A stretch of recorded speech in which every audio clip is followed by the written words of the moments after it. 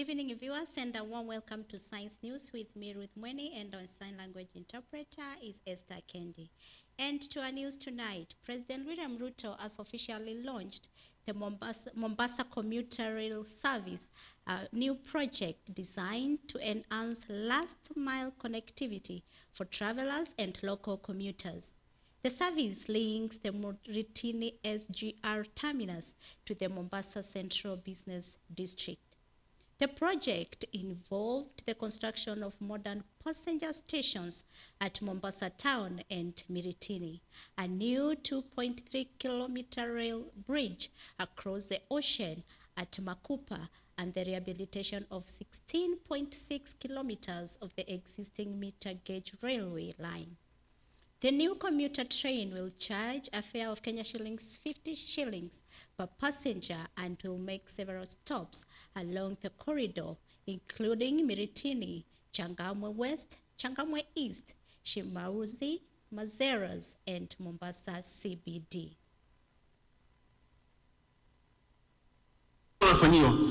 Sasa hivi tunayaona yakifanywa maeneo haya ya jimbo la Pwani, si ni kweli? Sasa pendapo wema ulipo nini? Basi msalimieni kwa alama yangu tafadhali, salimieni kwa alama yangu. Taomba utoe amri leo vijana ama watu wa Mvita na Mombasa wapate kazi. This commissioning is a landmark occasion for Mombasa, the coastal city, and the entire nation. Ladies and gentlemen, this event is also of great historical significance. Here at kilometer 0, the Kenya-Uganda Railway began nearly 130 years ago. Toka hapa Mombasa City CBD kwenda SGR Terminus, taxi 1000, matatu 400, lakini train ni shilingi 50. Kila ukiweza kufupisha masafa ya usafiri, ukiweza kurahisisha masafa ya usafiri kwa mwendo na kifedha, wewe umejenga uchumi. This investment form the backbone of our national economic transformation agenda.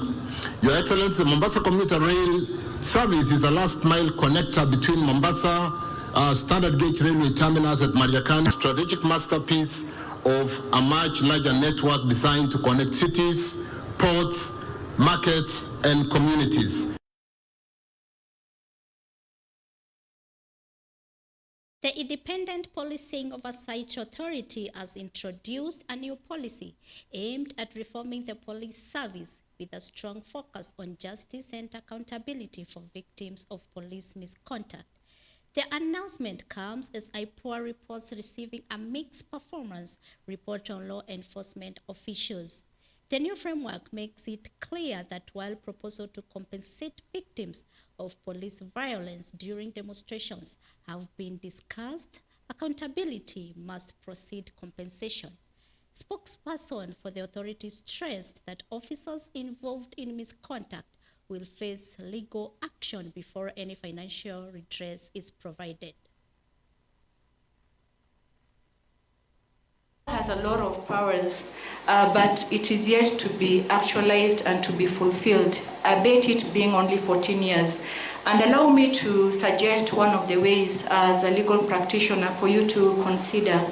If you look at the 150 cases constitutional filed, that is enjoining IPOA as an interested party, often against the AG and the National Police Service Commission, you find they could be easily complied to. And therefore, maybe it's time we explore how do we rope in judiciary so as to ensure that it retains supervisory powers.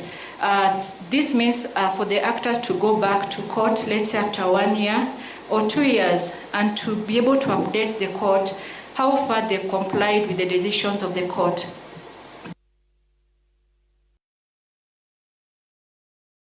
And the Kenya Electricity Generating Company is seeking to add an extra 200 megawatts of wind power from Marsabit County to meet the country's rapidly growing electricity demand. The initiative is part of the government's plan to completely phase out thermal power within the next 5 years. Speaking to the press in Olkaria, Naivasha, KenGen Managing Director Engineer Peter Jenka confirmed that visibility studies are already underway in Marsabit.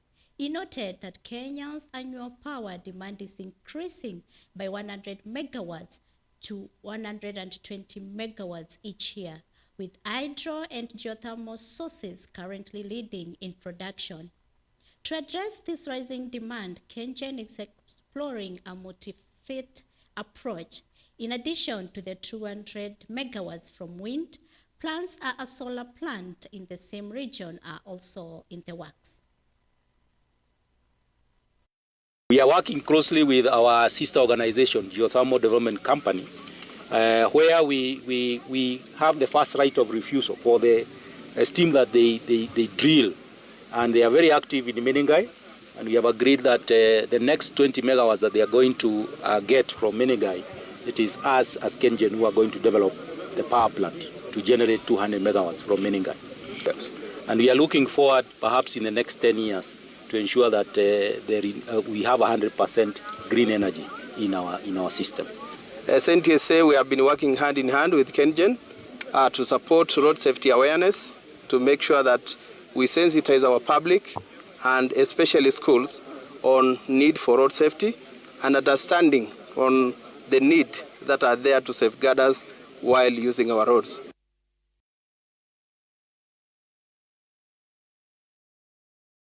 University lecturers across the country went on strike today, fulfilling a threat of industrial action following the government's failure to meet their financial demands under the collective bargaining agreements. The strike follows the lapse of 7-day notice issued by the university's academic staff union to all councils of public universities and constituent colleagues. The lecturers accuse the government of failing to implement the financial terms of the year 2021 to 2025 CBA. The strike proceeds despite the Treasury's recent release of Kenya shillings 2.5 billion to implement part of phase 2 of the CBA. The union has urged that the amount is insufficient to fully address the long-standing salary and allowance arrears owed to its members. As lecturers, we don't consume promissory notes. We consume money. If there is no money, then there is a strike. If the government wants to avert the strike, you release the funds. Don't provide promissory notes. This agreement, the return to work formula, was signed in November last year. So when we come to August, we have already given you September and August to prepare yourself. But now our patience is over. We are launching the strike today.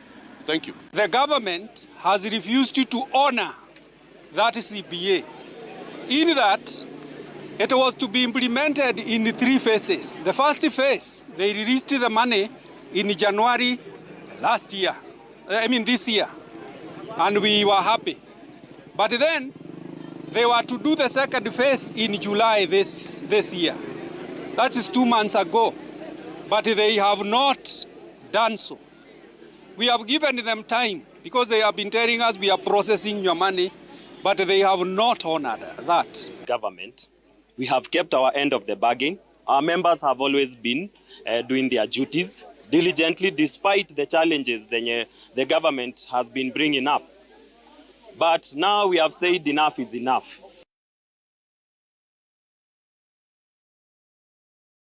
High Court has dismissed a new application by former Kiambu Governor Ferdinand Waititu to have his 12-year prison sentence for corruption revealed.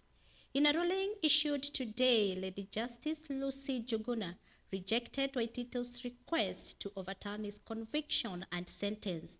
The Director of Public Prosecution confirmed the court's decision in a statement on its own official X account, stating it has successfully opposed the application. Waititu was convicted in February 2025 on conflict of interest charges in a Kenya shillings 588 million graft case. He was sentenced to a 12-year prison term or a fine of Kenya shillings 53.5 million. As part of his sentence, he was also barred from holding any political office for 7 years. And in other news, Uganda has confirmed as the host of the 2025 East Africa Legislative Assembly Inter-Parliamentary Games, which are scheduled to run from December 5th to 17th. The announcement was made in Munyonyo, Uganda, during the meeting as speakers and presiding officers of the national legislators of the East African Community member states. The EALA Games are a key event for regional integration, which bring together parliamentary teams from all East Africa countries, member nations. The EAC Secretariat will coordinate preparations for the event. A joint committee is set to convene next month to finalize all logistical arrangements. Uganda has pledged to provide the necessary training, facilities, and also ensure timely arrival of all participating. In December, we bring together our parliamentarians from all our member states to visibly demonstrate their commitment to the process of integration of the people of our region, to demonstrate our desire and our dream to have a completely free movement of people, goods and services within our region, with cultural exchanges and many other interactions. We have agreed unanimously that one, we record an unreserved vote of thanks to Uganda from President Museveni, Speaker Annette, and the leadership of the country for graciously agreeing to host the Games as an alternative venue to our previously set venue of Bujumbura. Interior Cabinet Secretary Kipchumba Murkomen has announced that the government will establish a new Coast Guard based in Usenge, Bondo constituency as part of a strategic effort to enhance security in Lake Victoria. Speaking at a press conference ahead of the Jukwaa la Usalama Forum in Siaya, CS Murkomen stated that the government is also working on a joint cooperation framework with Uganda to resolve perennial conflicts over shared resources in the lake. He emphasized that neither country condoned the harassment of innocent citizens, noting that the Kenya Coast Guards are frequently arrested foreign trespassers. The Cabinet Secretary further highlighted the smuggling of drugs and illicit liquor as a major national security challenge facilitated by the lake. Murkomen also expressed concerns over the prevalence of Chang'aa distillation and unregulated mining in Siaya County.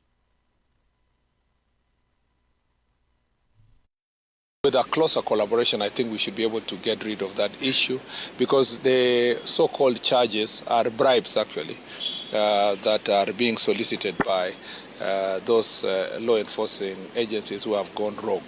And I think as the two countries, neither Kenya nor Uganda encourages those kind of practices of corruption, and we must deal with them jointly through the joint cooperation framework.